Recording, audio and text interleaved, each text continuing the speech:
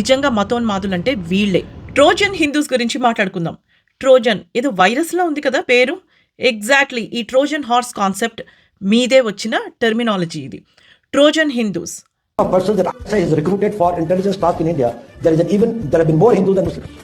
వీళ్ళనే proxy Hindus, crypto Hindus, pseudo Hindus, selective secular Hindus, brown sahibs, deracinated Hindus, ఇలా రకరకాల పేర్లతో పిలుస్తారు.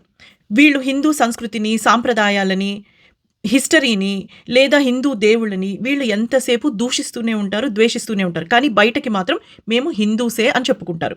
హిందూ దేవుళ్ళ పేర్లు, హిందూ రాక్షసుల పేర్లు, లేదా హిందువులు పూజించే చెట్ల పేర్లు, లేదా హిందువుల పేర్లే పెట్టుకుంటారు.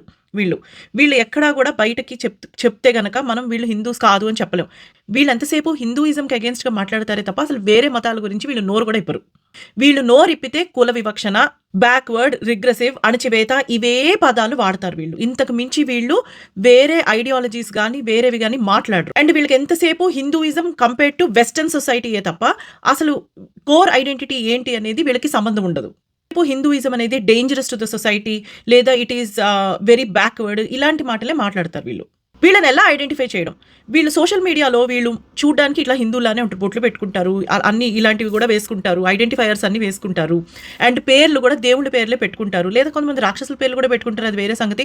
మనం పూజించే చెట్ల పేర్లు పెట్టుకుంటారు, లేదా మేము దీపావళి చేసుకుంటాం, మా ఇంట్లో మేము వినాయక చవితి చేసుకుంటాం అనుకుంటూ వీడియోలో చెప్తూ ఉంటారు. కానీ వీళ్ళ వీడియోలు ఎప్పుడు చూసినా కూడా హిందూ మత ద్వేషమే కనిపిస్తుంది మనకి.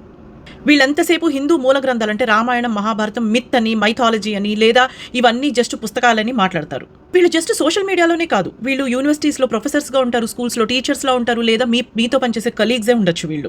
వీళ్ళకి ఎంతసేపు ఈ ఐడియాలజీని పంచడంలోనే ఉంటుంది. కోర్ రీజన్స్లోకి వెళ్తే అసలు వీళ్ళు ఎందుకు ట్రోజన్గా మారుతారు అంటే, number 1 reason they hate Hinduism but they cannot tell it out side because they know that ఒకవేళ వాళ్ళు కనుక వేరే మతస్థులు అని తెలిస్తే మనం అగేన్స్ట్గా అవుతామని చెప్పి వీళ్ళు మనలానే ఉంటూ మన లాంగ్వేజే మాట్లాడుతూ మనకే స్లోగా బ్రెయిన్ వాషింగ్ చేస్తూ ఉంటారు.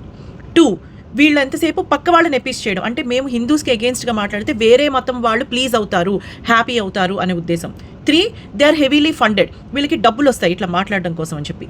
4, this is a concept of brain washing. వీళ్ళు ఎంతసేపు ఉన్న హిందూస్ని బ్రెయిన్ వాష్ చేసి మీ మతంలోనే మీకు అణచివేత జరుగుతోంది, మీ కులాలు ఉంటాయి, మీలో ఇలా డివిజివ్నెస్ ఉంటాయి అని చెప్పి వీళ్ళు వచ్చి ఇవే మాటలు మాట్లాడుతూ ఉన్న వాళ్ళని కూడా బ్రెయిన్ వాష్ చేసి కన్వర్షన్స్ లేదా మత మార్పిడి చేయడం. నిజంగా మతోన్మాదులు అంటే వీళ్ళే. మీలో కనుక ఇలాగా ట్రోజన్ హిందూస్ ఉంటే వెంటనే ఐడెంటిఫై చేసి వాళ్ళని కాల్ అవుట్ చేయండి. It's high time we identify this Trojan Hindus and make them public. జై హింద్, జై సనాతన ధర్మం.